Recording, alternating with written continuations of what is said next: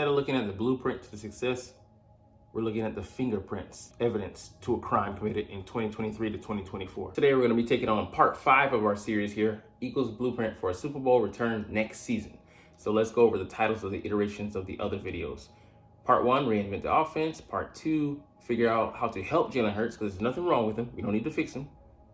Part 3, let Vic Fangio cook. Part 4, prioritize linebackers and safeties. And today, our topic is coaching up the younger players or the young players. But there's been 2 areas that Howie Roseman has struggled in. That's the talent that we have, developing them, and then bringing in talent by way of the draft, free agency, signings from cast-offs from other teams. He's been horrible in some areas in doing that. And primarily the scouting department, we'll get into it later, but our eyes that we're seeing the talent through and the fit that we envision having for them, they haven't been matching pieces. They've been mismatches. Why has that been? As well as the younger players, he's struggling in developing 4 positions that have been horrible, and it leads to him acquiring other teams' talent by way of trade. And he's been good at bringing in other players, but you failing this one area, the draft, where you're bringing in primarily like 70% of your roster, where you should be, is damning us in other areas where that would be cost effective. You have those guys under control for 4 years at least, 5 years if they're a first round pick. But failing in that area sets you back in that you're not able to fully take advantage of that time span, and then you have to make up for it. Hurts you in other areas. But anyways, let's get to the article. Much attention has been focused on the new positional coaches coming with Kellen Moore and Vic Fangio, and that is because very few, if any, of the Eagles' young players got better in 2023, and that's a travesty, man. Because you pretty much redshirted your 2022 rookies coming in. That was Cam Jurgens, Nakobe Dean, and you figured those guys sitting behind, talented guys. Isaac Seumalo at right guard, and barring he is a center by trade, not a right guard, and Nakobe Dean sitting behind T.J. Edwards and Kazir White at the linebacker position. They should have been ready, stewing for a year, but I didn't expect the world of them. And Cam Jurgens, he showed me more than I expected, but you want to see those guys be able to springboard into success, especially should be set up for it. But we've struggled, and the guys come here, and it's almost like they don't change from their original draft, draft prognosis. They don't improve, and that's a huge problem. Who's challenged with developing them? It's primarily the coaches, and if you're not able to do that, that's a damning indictment on you and what you have in the building by way of the talent managers, these coaches. Jordan Davis and Jalen Carter playing as part of a regular defensive line rotation in a 17-game season for the first time, tired at the end of the season. Why aren't these guys better with their conditioning? Jalen hit the rookie wall to some extent, and that's gonna happen. But the other guy, he had been in our conditioning program for a year, and we let him slide on some things, and got to keep him accountable. Josh Sweat, no longer a young player, disappeared in the second half of the season. For me, that's more on the coaching. Just the scheme. Like I believed in what was his name? I can't even remember. The Vic Fangio disciple we just had, Sean Desai. But I believe he was limited in the way that he wanted to run the scheme versus Howie. Was like, okay, we want to do this, we want to do that, and by way of Howie, Nick Sirianni is the puppet to which he controls. But no. Of course, some of that is on Sweat, but the whole defense was the poster child for failure last season, and can't put that primarily on him. But he had success, and then it just suddenly dried up. When he was on the field, Dean was lost in pass coverage.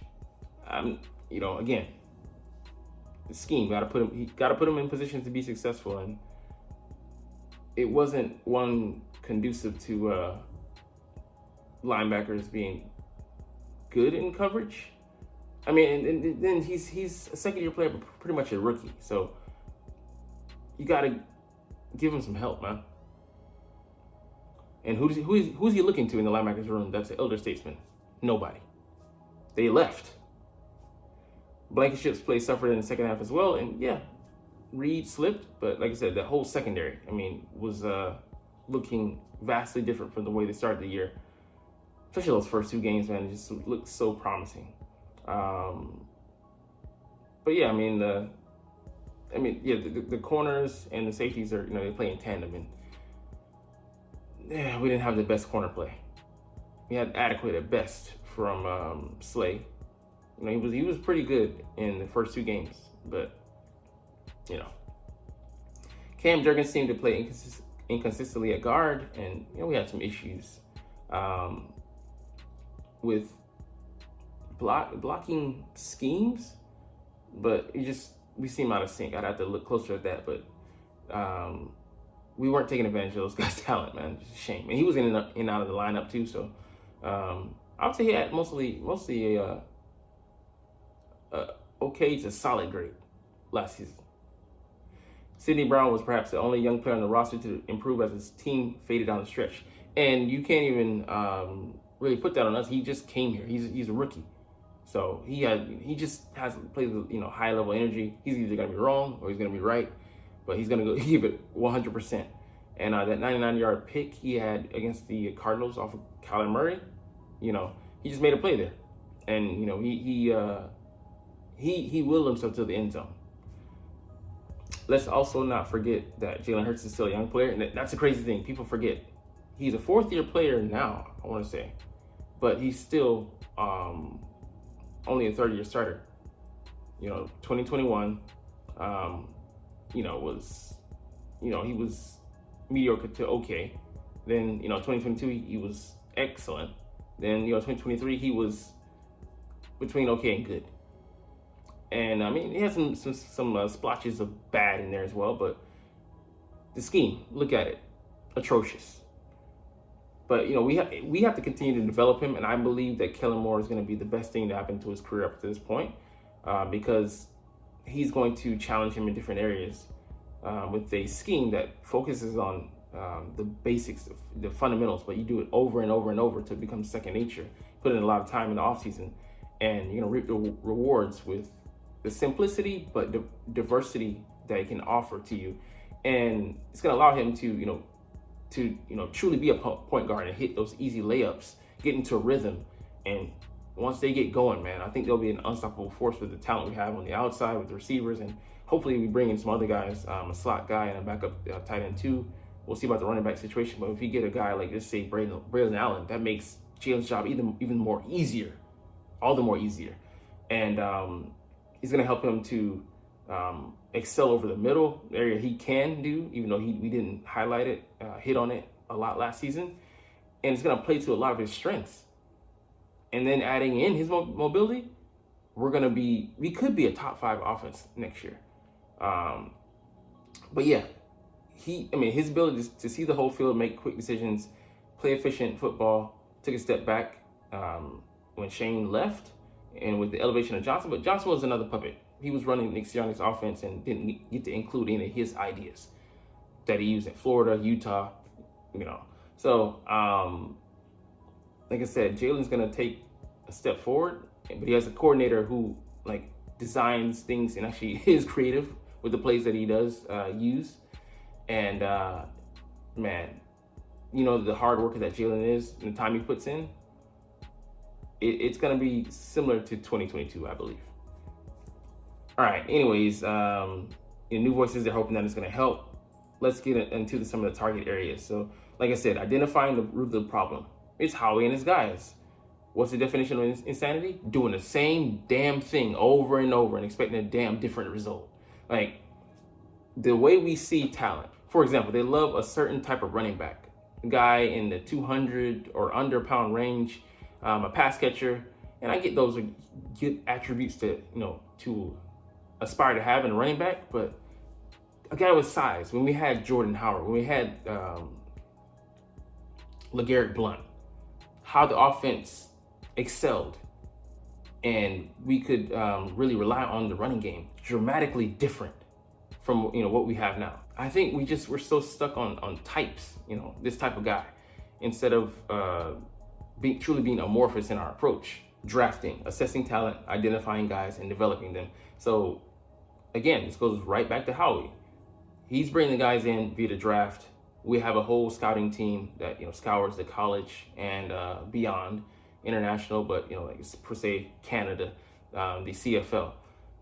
They are responsible for identifying these guys, what they're good at, what they could be with us, and projecting. We do a horrible job in some areas. We miss on guys. For example, Justin Jefferson, Quez Watkins, he stayed here too long. If what you're doing is not working, then you got to change your methods. And the way we identify talent that we think is best for us, maybe that's not the way to go. And developing these guys. And we struggle with developing receivers. We struggle with developing cornerbacks. Like, they come here and they're stuck in developmental hell. They're like a franchise that's acquired, gotten the rights to him, and then we do nothing with it. I think about Nelson Aguilar. He didn't really get that much better, and then he's thriving in Baltimore. We've had Rasul Douglas and Sidney Jones, like 2 high picks, 2nd round and 3rd round, who failed. And I don't think they were the right guys for the job. We tried to acquire them, one guy on the cheap, Sidney Jones, and didn't work out, didn't have the physical tools for the position, and he's since bounced out of the league. Rasul Douglas was the wrong guy. He's a scheme fit for certain guys, like Green Bay and the Bills. They found out ways to use him. We did not identify how to do so. And those failings on the coaching side, but as well as the scouting department. And then receiver. We misidentified Justin Jefferson, pegging him only as a slot receiver, and he's gone on to excel with Vikings. When we picked a guy who was a one-trick pony and is bouncing around, I think it's 3rd team now with the Patriots. Either our scouting department has to change the eyes through which they're seeing these players, or we've got to identify and lock in on the type of guys that we need for our scheme and not bend off of that. Because either way, we're screwing up somewhere. And lastly, players. Teaching them and developing their skills. So the guys that we have that we inherit, you can't just turn over a whole roster, 53 players. You have to stick with some of the guys that you have. And we've been poor at teaching them. In particular, linebacker, cornerback, running back, and safety. We just can't seem to develop these guys. In order to have, depending on the scheme fit, some guys may or may not be a fit, and you have to either send them off or learn how to put them into your system. But so many times coaches, and then GMs as well, teams, franchises get tied to a scheme. They fall in love with it. For example, the Denver Broncos, they were a factory with running backs. They used to have this own blocking scheme that worked so well for them, but they knew how to identify those guys, bring them in, coach them up, and then make use of their skill set. That worked well for them, but how do we get to that point with these other positions? And we're hoping that the coaches that we're bringing in can do just that. Help these guys to reach their maximum potential and learn how to use them, or know how to do so from the jump. But anyways, we're gonna get up out of here. Too much talking to my theories and such, but you're not even watching though, but it's all good because I love talking about the Eagles and I love making these videos. So we're gonna chunk the deuces. But as always, it's fly Eagles fly, and let's motherfucking go. Like, comment, share, subscribe if you Thanks for watching. Check me out at Cintron, Cintron Anime, Cintron Life, or Cintron Laughs, or other social media.